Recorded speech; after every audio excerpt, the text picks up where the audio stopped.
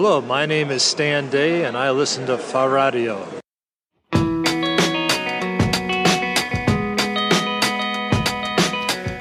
Willkommen bei Fahrradio Interviews. Mein Name ist Hans Dorsch. Anfang Mai 2013 war ich bei den SRAM Urban Days in Schweinfurt. Dort habe ich unter anderem mit dem Gründer des Unternehmens gesprochen, Stan Day. Und damit ich ihn nicht aufwendig vorstellen muss, tut er das einfach selbst. I'm president of SRAM Corporation and we manufacture bicycle components. We have the broadest range of bicycle components in the industry and anything that moves on your bike, we make. Ich gehe doch noch ein wenig ins Detail. Angefangen hat SRAM mit dem Drehgriffschalter für Rennräder, dem Grip Shift. Das war 1987. 1997 haben sie für Aufsehen gesorgt, als sie die Fahrradsparte des wesentlich älteren und größeren deutschen Herstellers Sachs übernahmen und dessen Getriebenarben, zum Beispiel die Torpedo.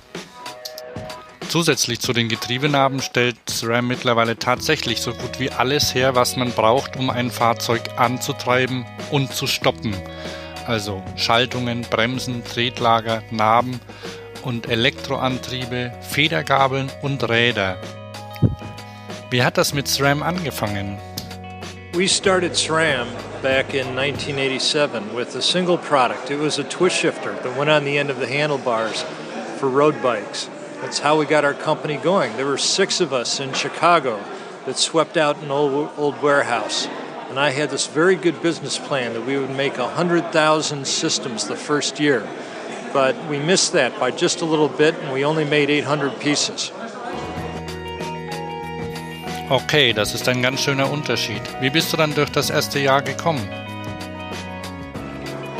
A lot of faith and a lot of perseverance to keep going.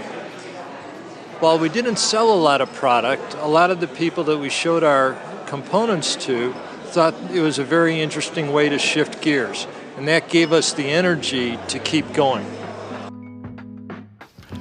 Du hast es vom kleinen Start-up zur großen Weltfirma gebracht. Glaubst du, das ist heute auch noch möglich?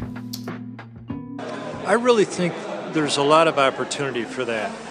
Whether it's in the bicycle industry or other industries, people want innovation. And it's really the individual with an idea that has the best opportunity to bring the innovation to market.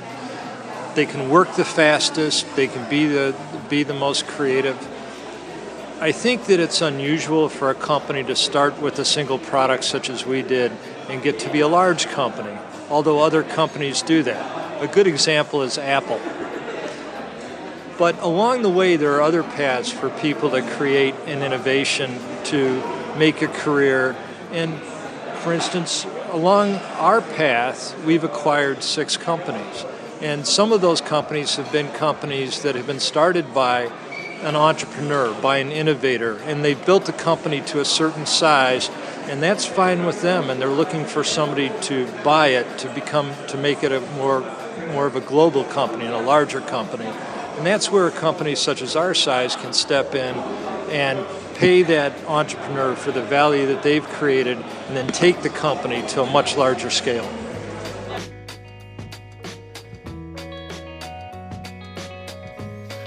Ich vergleiche die Situation mal mit der von Internet-Startups, bei denen sich viele nur gründen, um so schnell wie möglich von Google gekauft zu werden. Ist es möglich für jemanden, der eine Idee rund ums Fahrrad hat, diese auf den Markt zu bringen, um dann von einem großen Unternehmen übernommen zu werden? Und plant SRAM Übernahmen? I think it's entirely possible, and I think we do see it every day. When you go to the Eurobike show, or you go to the Interbike show, or you go to the Taipei Cycle Show, you see a lot of entrepreneurs.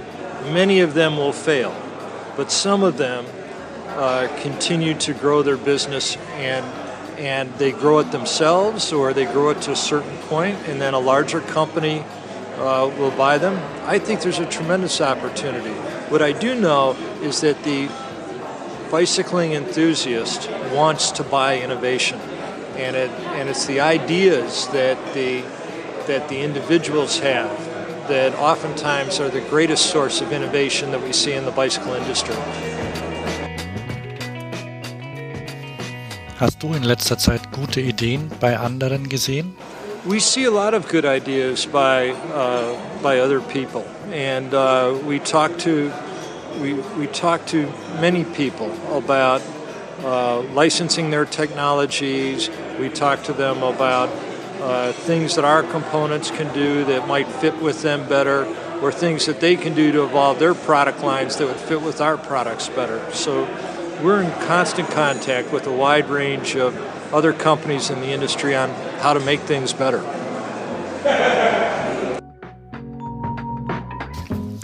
Wenn man vom Gründer eines Start-ups zum CEO eines großen Unternehmens wird, verändern sich sicher die Aufgaben.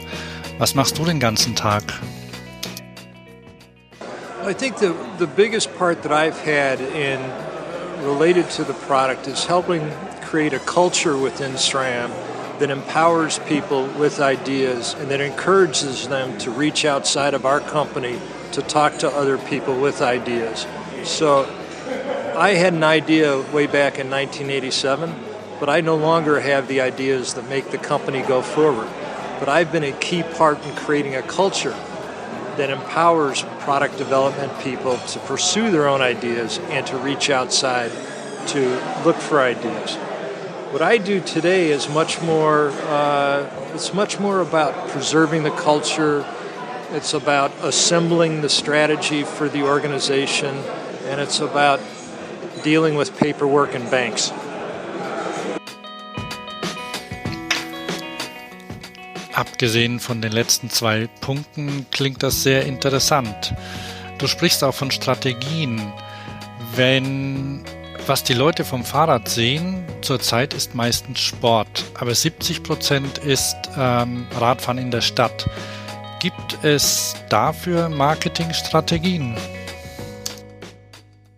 Well, when we look at marketing, we look at, how do we attach our company with the end consumer? And what we think needs to occur first and foremost is we need to develop innovative products. We have created a very strong portfolio of innovative products, and you can see those here today.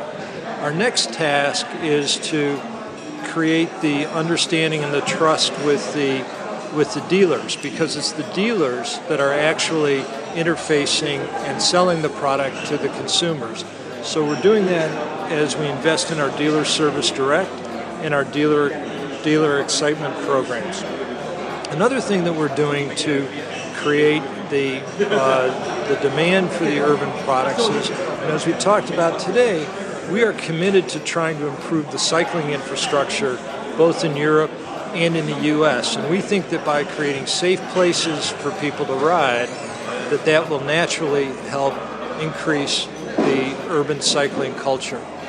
I think that at the far end of our list of things to do is to spend a lot of money advertising. Advertising is an important part of what we do, and we'll continue to make that investment. But we think there's much more foundation building to do at this point in terms of product, in terms of dealer understanding, in terms of cycling infrastructure. And once all of that is in place, then it's easy to spend more money and advertise and create excitement at the advertising level. Es ist also Grundlagenarbeit zu leisten, Infrastrukturen schaffen und den Menschen die Freude am Radfahren zu zeigen. I think so, and I think you said it very well. If to the extent that people see the joy of cycling, they will spend more money pursuing the joy of cycling. Manchmal wird die Beziehung zwischen Fahrradfahrern und Autofahrern als Kampf dargestellt. Gibt es zwischen Fahrrad- und Autoherstellern auch so etwas oder können Fahrradhersteller und Autohersteller zusammenarbeiten? Great question. I don't think there at all is a fight between car manufacturers and bicycle manufacturers. The automobile industry is so much larger, they don't even see us. But I think there is an opportunity for car manufacturers and bicycle manufacturers to work together. And as the bicycle industry, we need to reach out to the automotive industry to talk about that partnership. As I look at the congestion in cities, the traffic congestion in cities, I think that that is impairing, it is reducing the ability for the automotive industry to sell more high-end cars.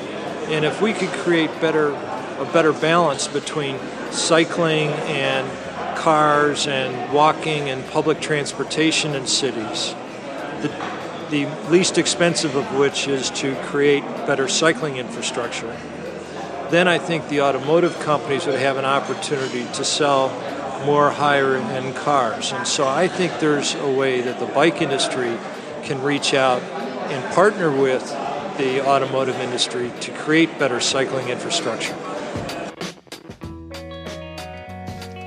Ich hatte in den letzten Jahren oft das Gefühl, dass es der Fahrradindustrie an Selbstbewusstsein fehlt.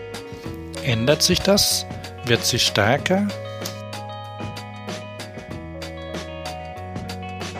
Yes, I really do think the bike industry is moving forward in terms of our sophistication and in terms of our relationship with some of the government agencies. Over the last 10 years, we've really learned how to talk to them and describe our story, describe a vision where there's balanced transportation in cities that really improves the livability of the cities for all of the people. And I think that's a story that we need to create and we need to tell, because it's a story that we uniquely know as being cyclists. And we're doing a much better job at that today than we were 10 years ago.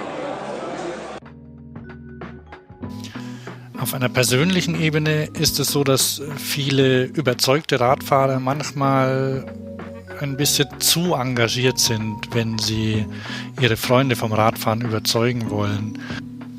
Hast du da einen Ratschlag? You know, it's hard, and I know it's hard because if I get on a bicycle with somebody new, I tend to go too fast.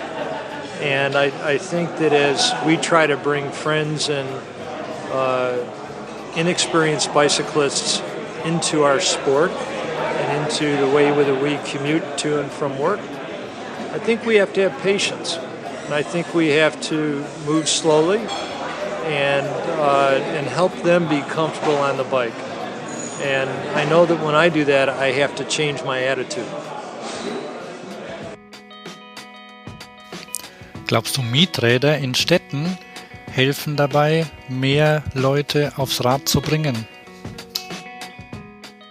I think bike sharing can be a nice part of that. You know, to the extent that people are walking up and just renting a bike for a few hours or a day, or I know that many of the bike sharing operations don't charge anything for 30 minutes. I think that is a great way to get people to try a bike.